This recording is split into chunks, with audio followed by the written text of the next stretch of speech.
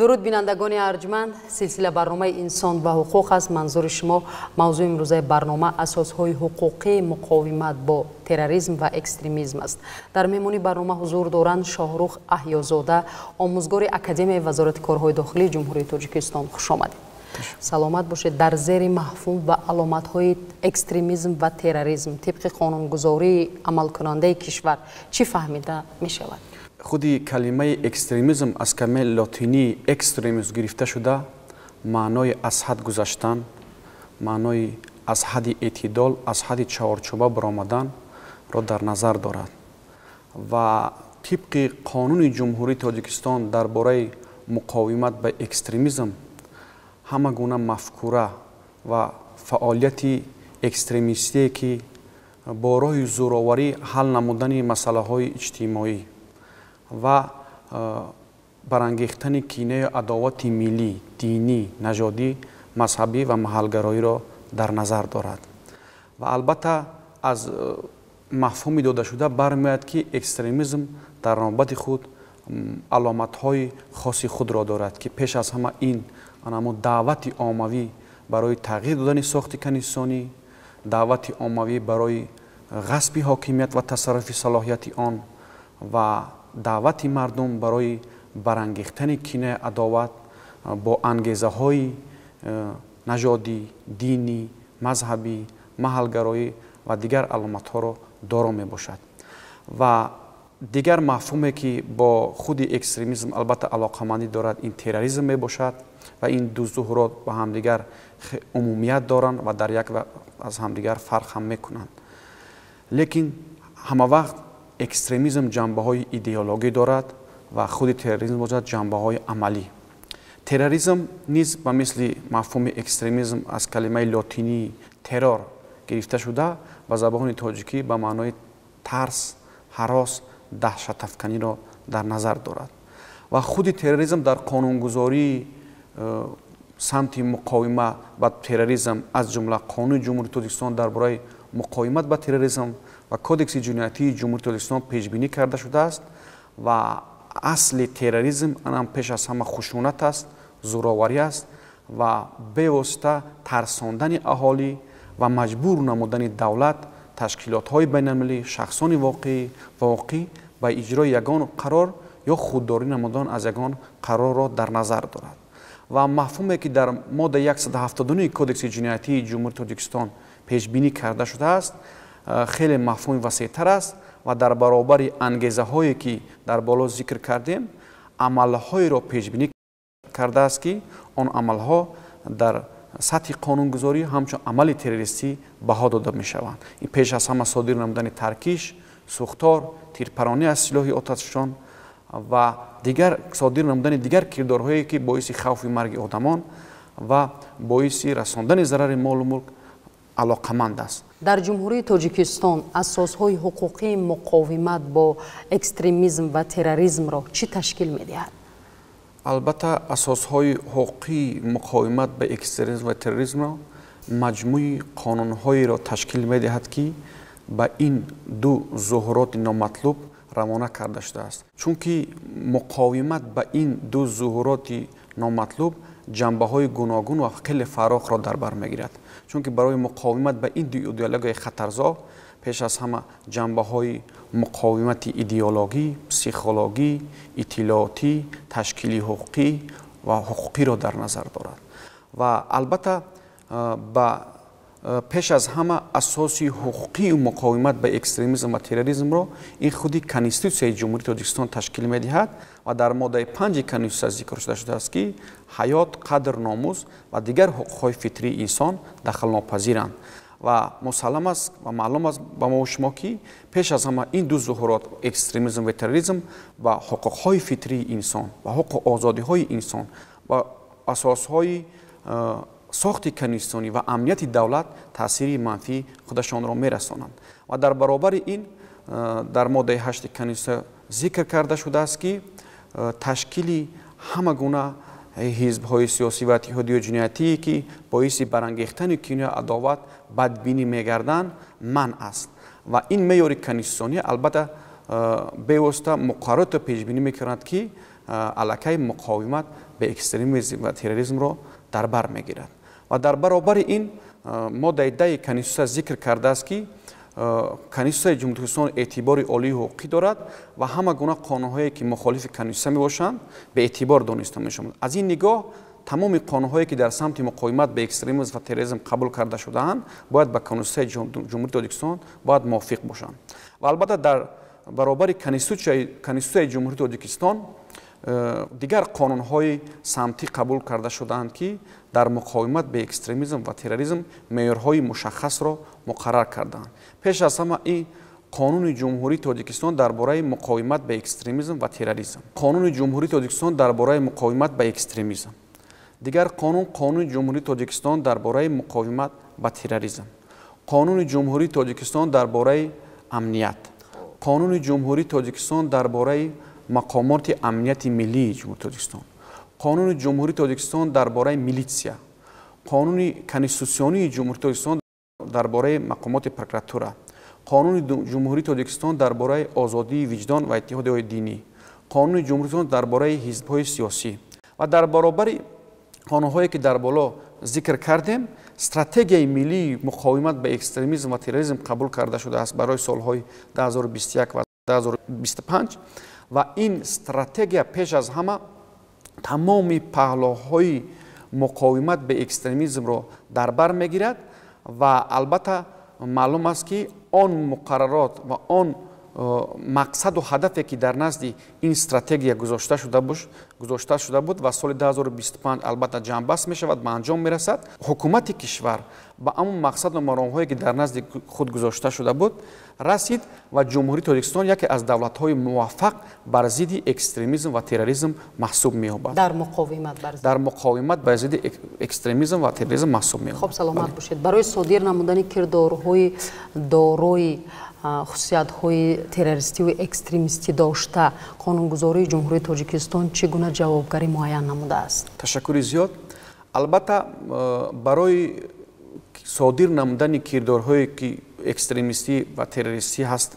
доро мебошанд, пеш аз ҳама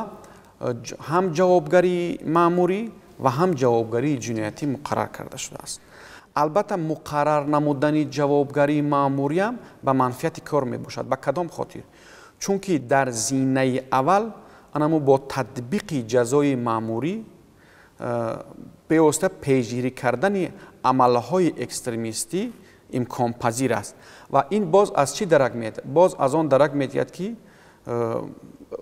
қонунгузории ҷумҳурии Тоҷикистон аз рӯи анамо принсипи гуманизм амал мекунад ва инсондӯстӣ. бале ва чуноне ки ба мо шумо маълум аст, бо супориши пешвои муаззами миллат муҳтарами Эмомалӣ Раҳмон қонунгузорӣ то як андоза дар ҳамин самт нисбати мардум як сабукӣ овард ва дар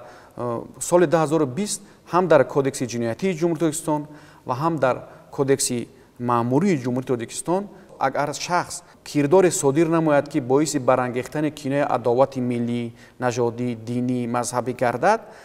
бори аввал нисбати ӯ мутобиқи моддаи 462 иловаи 1 кодекси ҳуқуқвайронкунии маъмурӣ ба ҷавобгарии маъмурӣ кашида мешавад. агар дар давоми сол ҳамун шахс боз даст ба ҳамин кирдор зад, албатта нисбати ӯ мутобиқи моддаи 189 кодекси ҷиноятии ҷумҳурии Тоҷикистон ҷавобгарии ҷиноятӣ пешбинӣ карда мешавад. ва дигар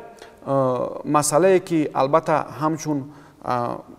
сабукӣ, ҳамчун ҳолати ки нисбати мардум сабукӣ пешбинӣ карда шудааст, ин бевосита тағйироти охироне ки дар кодекси ҷиноятии ҷумҳурии Тоҷикистон моҳи майи соли 2020 ворид карда шуд, ин дар эъзоҳи моддаи 179 иловаи 3, яъне ки даъвати оммавӣ барои ҷиноятҳои барои содир намудани ҷиноятҳои хусусияти террористӣ дошта ва моддаи 307 иловаи 2 даъвати оммавӣ дар ба амал баровардани фаъолияти экстремистӣ ва сафедкунии оммавии экстремизм. яъне бинед, дар эъзои ин ду моддае ки дар боло зикр кардем, як мафҳум ё истилоҳ пешбинӣ карда шудааст: сафедкунии оммавии терроризм ва дар моддаи 300 иловаи 2 сафедкунии оммавии экстремизм. ва бевосита як истилоҳ ё тағйирот ворид карда шуд ки ба истиснои معقول دانستن و در قوس یعنی که لایک گذاشتن. یعنی که برای گذاشتن لایک شخصان در هیچ حالت به جوابگری جنایتی کشیده نمیشوند و البته آنها به جوابگری مأموری جلب کرده میشوند و این هم همون حالت‌های سبک کننده نسبت شخصانی صادر نموده حقوق پیرانکنی یا اینکه جنایت میباشد و در برابر اون که شخص به جوابگری مأموری کشیده میشود جوابگری جنایتی برای یک چند جنایت هایی که در یک وقت خصوصیت اکستریمیستی محسوب می آمد و یک جنایت هایی که در سمت اکستریمیستی صادر کرده می شوند و البته جنایت هایی که